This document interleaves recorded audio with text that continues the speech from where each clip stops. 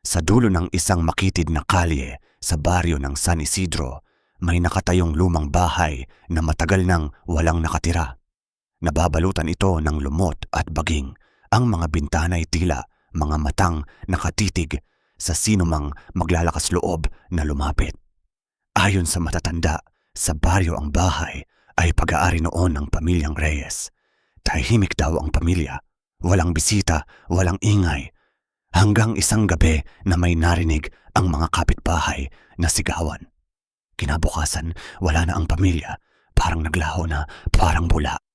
At mula noon, wala nang kahit na sino ang nagtangkang tumira roon. Pero hindi naniwala si Maki. Bagong lipat siya sa baryo at nang marinig niya ang kwento, natawa lamang siya. Multo, sa panahon ngayon, sabi niya sa sarili. Dahil sa walang ibang matitirhan, nagpasya siyang rentahan ng bahay sa murang halaga. Unang gabi pa lang, may kakaiba na siyang napansin. Habang nakahiga siya, narinig niya ang mahinang pagkatok mula sa ibaba. Tok, tok, tok. Inisip niyang baka daga o kahoy na lumalagutok. Ngunit nang bumangon siya at bumaba, wala siyang nakita. Pagbalik niya sa kwarto, bahagyang nakabukas ang aparador kahit sigurado siyang isinara niya ito. Pagod lang siguro ako. Pulong niya sa sarili, pinipilit kumbinsihin ang sarili. Ngunit lumala ang mga bagay sa sumunod na gabi.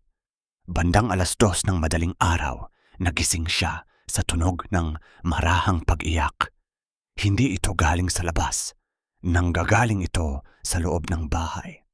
Sinundan niya ang tunog hanggang sa makalumang pinto sa likod ng kusina. Noon niya lang ito napansin. Dahan-dahan niya itong binuksan. Isang madilim na silid ang bumungad sa kanya. Walang laman, maliban sa isang lumang salamin sa gitna. At doon niya nakita. Sa refleksyon ng salamin, hindi siya nag-iisa. May nakatayong babae sa likod niya. Maputla, tuguan ang damit, marahang humihikbi at nakatitig ng diretso sa kanya.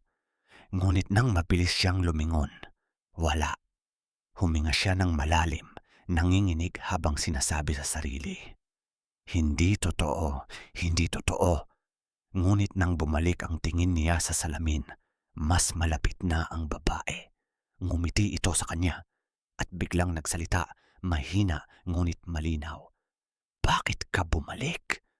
Napatakbo si Maki palabas ng silid, ngunit pagsara niya ng pinto, kusang bumukas ang lahat ng ilaw sa bahay. Nag-echo ang mga yabag sa itaas kahit wala namang tao.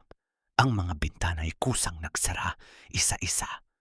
At muli niyang narinig ang pag-iyak. Ngayon ay mas malakas, mas desperado at parang may galit. Hanggang sa napalitan ito ng sigaw. Hindi na kinaya ni Maki. Tumakbo siya palabas ng bahay at hindi na lumingon pa. Kinabukasan, may mga nakakita raw na bukas ang pinto ng lumang bahay.